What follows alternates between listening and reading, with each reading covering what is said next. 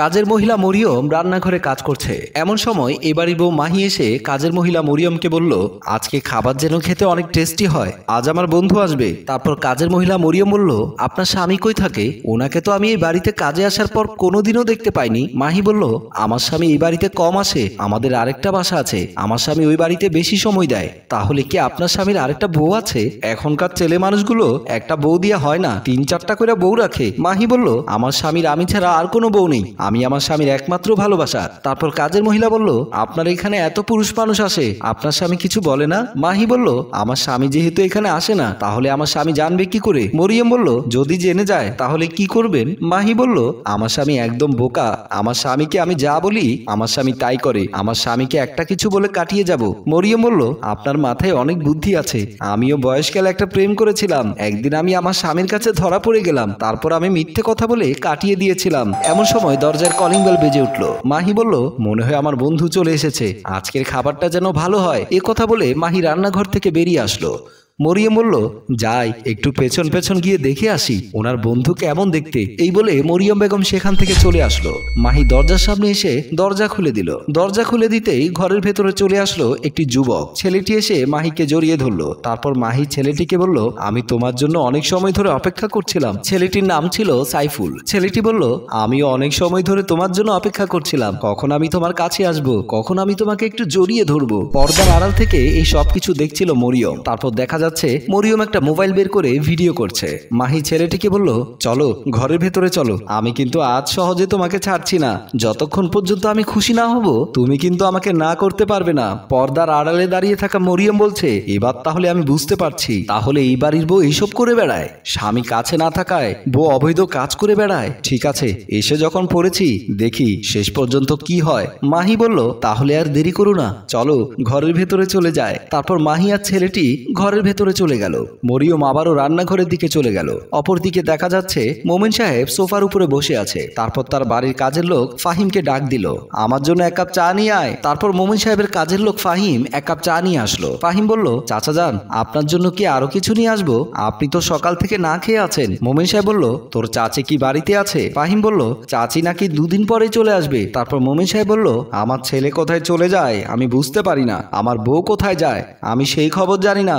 এমন সময় ড্রয়িং রুমে আসলো নিলয়। নিলয় ছিল মোমেন সাহেবের ছেলে, ভালো বেতনে চাকরি করে। মোমেন সাহেব নিলয়কে বলল বিয়ে করার জন্য, কিন্তু নিলয় বিয়ে করে না। নিলয় বলল, বাবা তুমি কি নিয়ে চিন্তা করছো? তুমি তো সবসময় কিছু না কিছু নিয়ে চিন্তা করো। মোমেন সাহেব বলল, তোর মা কয়েকদিন ধরে বাড়িতে নেই, এই খবর কি তোর আছে? নিলয় বলল, মাকে নিয়ে তুমি চিন্তা করো না, মা যেখানেই থাকুক চলে আসবে। তারপর কাজের ছেলে ফাহিমকে নিলয় বলল, আমার জন্য এক কাপ চা বানিয়ে নিয়ে আয়। ফাহিম বলল, ঠিক আছে ভাইজান। এই বলে ফাহিম ড্রয়িং রুম থেকে চলে গেল। মোমেন সাহেব বলল, আমি তোকে বিয়ে করাতে চাই, এইভাবে আর পারছি না। নিলয় বলল, আমার সময় হলে বলবো তোমাকে। তারপর বাবা ছেলে কথা বলতে শুরু করলো। ছেলে বিয়ে করবে না আর বাবা বিয়ে করিয়ে ছাড়বে, এই নিয়ে অনেক কথা হচ্ছে। সাইফুল নামের ছেলেটি ঘর থেকে বের হচ্ছে। এমন সময় ঘরের সামনে দাঁড়িয়ে আছে মরিয়ম। সাইফুল মরিয়মকে বলল, কি জন্য এখানে দাঁড়িয়ে আছো? তোমাকেও কি বকশিশ দিতে হবে? বাবা বকশিস কাকে বলে? সাইফুল বলল, আরে এটা বোঝো না, আমি তোর ম্যাডামকে খুশি করে দিয়েছি, তোর ম্যাডাম আমাকে খুশি করেছে, তাই তাকে আমি টাকা দিয়েছি। এখন তুই তো আমার পাহারা দিয়েছিস, তোকে কিছু টাকা দিতে হবে। মরিয়ম বলল, আমি এমন পথের টাকা খাবো না, কাজ করে যে বেতন দে সেই টাকা দিয়ে হবে। সাইফুল বলল, এখান থেকে ভালো কিছু আশা করা যায় না, তুমিও আজ না হয় কাল তোমার ম্যাডামের পথে নেমে যাবে। বয়স তো তোমার খুব একটা বেশি না, তোমার ম্যাডামের কাছে একটু কম বয়সী আসে আর তোমার কাছে একটু বয়স্ক আসবে, এই আর কি। এমন কথা শুনে মরিয়ম অনেক রেগে গেছে, হাতে থাকা ঝাড়ু দিয়ে বাড়ি দিতে লাগলো। একসময় সাইফুল পালিয়ে গেল। মরিয়ম মাহির রুমের ভেতর ঢুকে পড়লো। মাহি তখন রুমের ভেতরে বসে টাকা গুনছে। মাহি বলল, কি হয়েছে, রুমের ভেতরে চলে আসলেন কেন? আমি তোমাকে বলেছি তো আমার দরকার হলে আমি তোমাকে ডেকে নেব। মরিয়ম বলল, আমি আসতে চাইনি, কিন্তু কি করব, আপনার বন্ধু খুব বাজে লোক, আমাকে অনেক বাজে কথা বলে গেছে। কেমন লোকের সাথে চলাফেরা করেন বলেন তো? আরো বলে সে নাকি আপনাকে খুশি করে দিয়েছে। মাহি বলল, ঠিকই তো বলেছে, আমার সাথে সময় কাটিয়ে 10,000 টাকা দিয়েছে। মরিয়ম বলল, আপনি তো আপনার স্বামীকে ঠকাচ্ছেন। মাহি বলল, পকেটেই টাকা থাকলে সবকিছু ঠিক মনে হয়, এই দেখ কত সময় আমার কাছে কাটিয়েছে, আমাকে 10,000 টাকা দিয়ে চলে গেল, আর আমার স্বামী আমাকে মাসে 30,000 করে দিয়ে বলে সারা মাস চালিয়ে নিও। মরিয়ম বলল, আপনার স্বামী আপনার এমন কথা যেদিন শুনবে সেদিন বুঝতে পারবেন কেমন হয়। মাহি বলল, সেদিন দেখা যাবে যখন আমার স্বামী জানতে পারবে। তারপর মরিয়ম কোনো কথা বলেনি, আবারও বাহিরে চলে আসলো। মাহি আবারও বসে বসে টাকা গুনতে লাগলো। পরের দিন নিলয় অফিসে বসে আছে। এমন সময় নিলয়ের কলিগ অন্তর আসলো। নিলয় বলল, কাল কোথায় গিয়েছিলেন? কাল তো আপনাকে অফিসে দেখতে পেলাম না। তারপর অন্তর বলল, কালকে একটু মধু খেতে গিয়েছিলাম। নিলয় বলল, মধু খেতে হলে কি অফিস ছুটি নিতে হবে? অন্তর বলল, আরে ভাই, এই মধু সেই মধু না। আপনি তো কোনোদিনও বিয়ে করলেন না, তাহলে মধুর খবর বুঝবেন কি করে? মধুর কিছু ভিন্নতা আছে।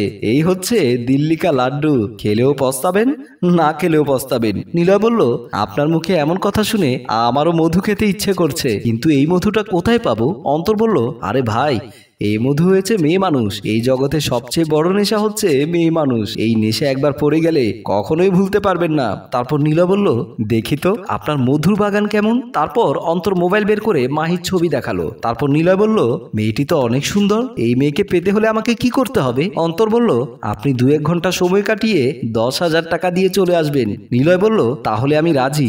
আপনি ওখানে কথা বলে নিন, তাহলে আমি আজকেই যাব।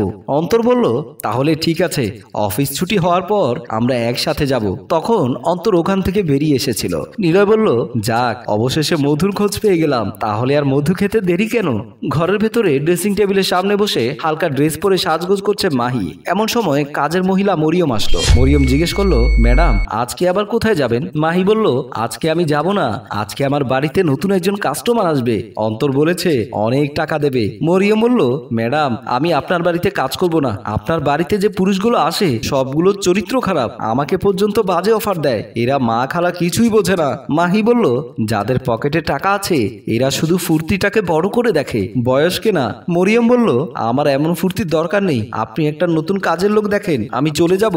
কথা বলে মরিয়ম ঘর থেকে বেরিয়ে আসলো। মাহি ঘরের ভেতরে সাজগোজ করতে লাগলো। আজ একটু বেশি সাজগোজ করেছে, নতুন কাস্টমার আসবে বলে। কিছু সময় পর দেখা যাচ্ছে দরজার কলিং বেল বেজে উঠলো। তারপর বাড়ির কাজের মহিলা মরিয়ম দরজা খুলে দিয়ে সেখান থেকে চলে গেল। তারপর অন্তর আর নিলয় ড্রয়িং রুমে গিয়ে বসলো।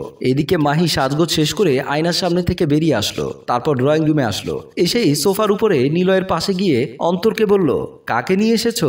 এই দেখি মুখ ঢেকে আছে। অন্তর বলল, আজকে প্রথম এসেছো তো, তাই লজ্জা পাচ্ছে। মাহি বলল, লজ্জা পাওয়ার কি আছে? একবার আমার সাথে ঘরে চলো, তারপরে দেখবে তুমি আমার কাছে বারবার ফিরে আসবে। এমন সময় নিলয় বসা থেকে দাঁড়িয়ে গেল। তারপর মাহি বলল, কি হলো, তোমার বন্ধু দাঁড়িয়ে গেল কেন? তারপর বাড়ির কাজের মহিলা মরিয়ম এসে বলল, নিজের বউ অন্যদের সাথে সময় কাটাবে, এই কথা শুনে স্বামী কি করতে পারে? মাহি বলল, কি বললে? স্বামী মানে? কার স্বামীর কথা বলছেন? তারপর নিলয় মুখের উপর থেকে কাপড় সরিয়ে দিল।